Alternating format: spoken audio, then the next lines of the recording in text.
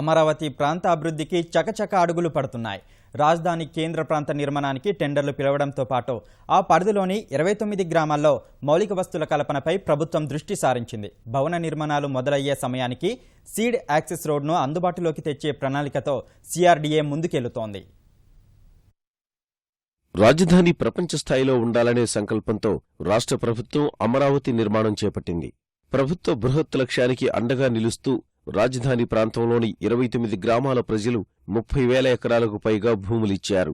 రాజధాని ప్రాంత అభివృద్ధిపై ఆయా గ్రామాల ప్రజలకు భరోసా కల్పించేలా అభివృద్ధి చేసిన భూమిని అప్పగించే కార్యక్రమానికి సిఆర్డీఏ అధిక ప్రాధాన్యమిస్తోంది. తుళ్లూరు మండలంలో 1-2 గ్రామాలు మినహా అన్ని చోట్ల ప్లాట్ల కేటాయింపు ప్రక్రియ పూర్తయింది.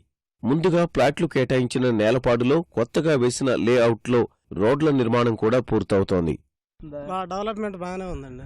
దానివల్ల మనకి ఇబ్బంది ఏం లేదు. చంద్రబాబు గారు బాగా అనుకున్న దాని మీద బాగా ఎక్కువగానే చేస్తున్నారు పని. ట్యాంకీ ఉంటే ట్యాంకీ కడుతున్నారు, మామూలుగా శ్మశానం బాగు చేశారు.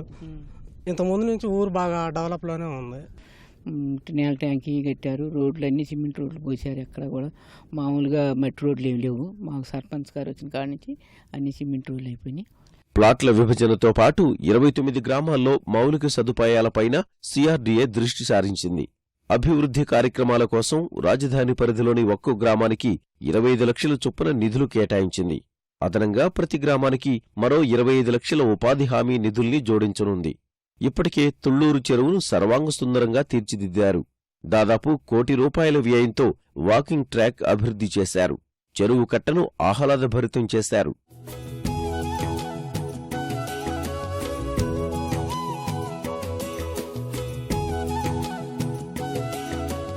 రోజుకి 200 మంది పొద్దుపూట మాటలు 150 మంది తిరుగుతున్నారు. ఏ క్లాస్ కి తిరుగుతున్నారు. దీని వరకు అయితే నెంబర్ 1 గా చేశారు.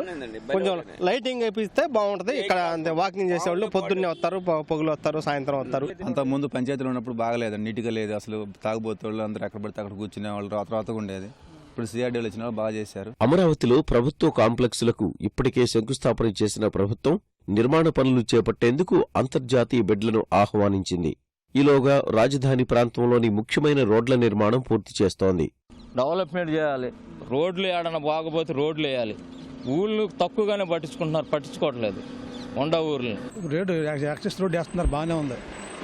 దానికి మాకు ప్లాట్లు కూడా కేటాయించి రోడ్లు కూడా వేసేస్తే, ఏది సిమెంట్ రోడ్లు అంటున్నారు, కరెంటు మొత్తం వివరంగా మొత్తం ఇచ్చేసేస్తే మేము కూడా రిజిస్ట్రేషన్ వాళ్ళు చేసేస్తాం. వెంకటపాలెం నుంచి బోరుపాలెం వరకు సీడ్ యాక్సెస్ రోడ్డు నిర్మాణం శరవేగంగా జరుగుతోంది. అనుబంధంగా 7 రహదారుల నిర్మాణానికి 1650 కోట్లతో టెండర్లు పిలిచారు. రాజధానిలో ప్రధాన నిర్మాణాలు ప్రారంభమయ్యే సమయానికి రోడ్లు అందుబాటులోకి వస్తాయని సిఆర్డీఏ చెబుతోంది. జూన్ నాటికి ఇన్ఫ్రాస్ట్రక్చర్ ఇది కాకుండా 1150 కోట్ల వ్యయంతో మనం 7 ప్రయారిటీ రోడ్స్, 7 ప్రయారిటీ రోడ్స్ గుర్తించడం జరిగింది.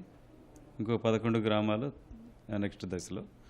కాబట్టి 6 నెలల లోపు, వర్షాకాలం సీజన్ మొదలయ్యే లోపు ఈ ఇన్ఫ్రాస్ట్రక్చర్ వర్క్స్ అన్ని కూడా మౌలిక సదుపాయాలు కల్పించాలనేటువంటిది ప్రభుత్వ లక్ష్యం. రాజధానిలో మౌలిక వసతుల కల్పన త్వరగా పూర్తయితే భూముల ధర పెరుగుతుందని రైతులు ఆశిస్తున్నారు.